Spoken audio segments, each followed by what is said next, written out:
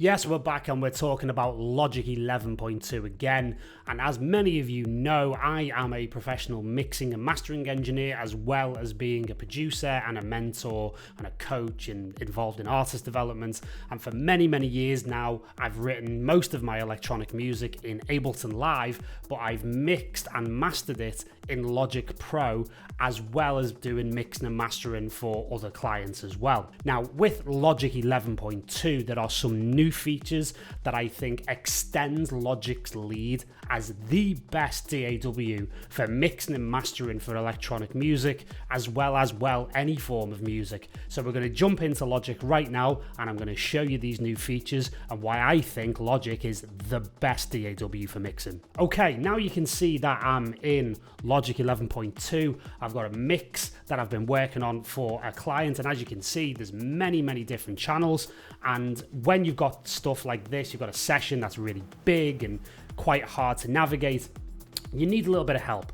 And the first thing we're going to look at in Logic is the ability to actually search for a channel and be able to select it. So what I'm going to do is hit Option and K. That's going to bring up the key commands, and then I'm going to just put a little search in, and ironically in the search bar I'm going to type search. This first option is exactly what we're talking about. So we've got here search and select track. Now what that will do with that keyboard command is bring up a little search window, and you'll be able to search for however many channels or whatever channel you're looking for at any one time.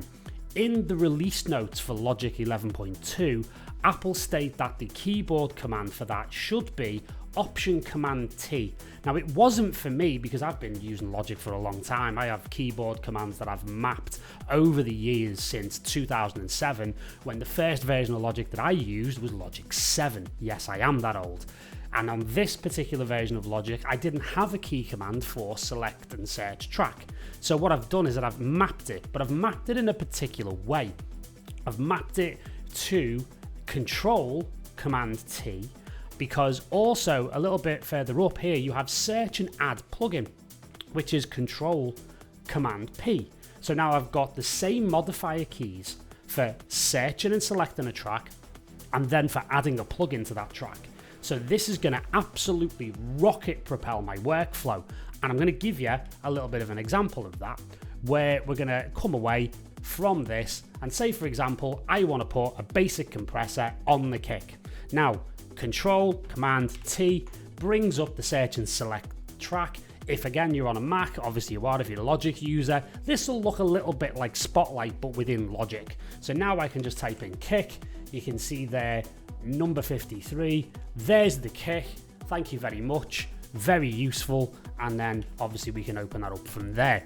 Now, if I want to add a plugin to it, I can use the same modifier keys, Control, Command, but this time hit P for plugin.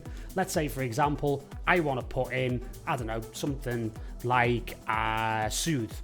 Let's say we want to put Soothe on rather than an EQ or whatever it was that I said. So we can hit that, boom, plug in, straight on, in the next slot, nice and clean, ready to go. Now next, you may have noticed something in the inspector that's new in Logic 11.2, and I'm going to open it up in the mixer as well. Now you can see we've got the faders that are standard, but in the inspector here, we've got quite long faders compared to what we would normally have in previous versions of Logic. So how we set that up is very simple.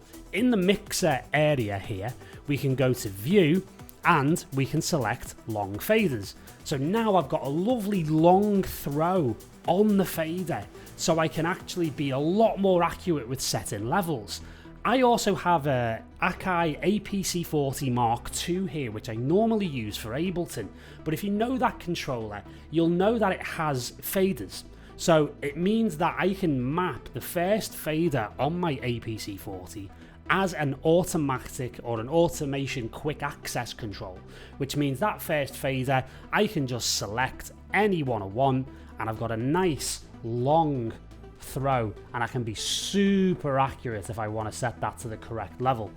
It's also available, like we said, in the inspector, and if it's not set up like this for you when you open Logic, you can right click and you can select long faders from the little right click menu here. So very, very useful. Now finally, we have another option which is super useful if you've got stems that are a little bit quiet, or you need things to be at the same level for a group of instruments so you can mix them properly, or indeed if you're a sound designer and you're making your own sample packs and you need all of your samples to go out at the same level. We have new and very useful normalization controls. So how do we access them? Well, we can just select our channel here, so this FX bus, for example, and we can go to functions, and then we can hit here Control Option G, or just click here for the normalize region control. So any selected region here is going to be subject to this normalization, which makes the normalization process a lot easier. Now the thing is as well, this is beautiful because it's actually non-destructive. Normalization previously in Logic was always entirely destructive, which meant you were editing the file on the hard drive by and large. Whereas this now means it's completely undoable, it's very easy to go back to a previous state if necessary, and again we have processes and methods to make sure that we get what we need. Either all equally, pair track equally, or regions individually can all be set to the same level depending upon what you've got selected. The method can either be for peak loudness or for overall RMS style loudness, and then you can set your target level. So if I was to hit apply there, boom, everything's been normalized. Very cool, very happy with that. And if you want to do that, if we just undo, and again you can see non-destructive, if I wanted to do that without accessing the normalize gain function menu, I can literally go to that function menu again, and I can say apply normalize region gain again. Boom. So it goes without having to go through the menu.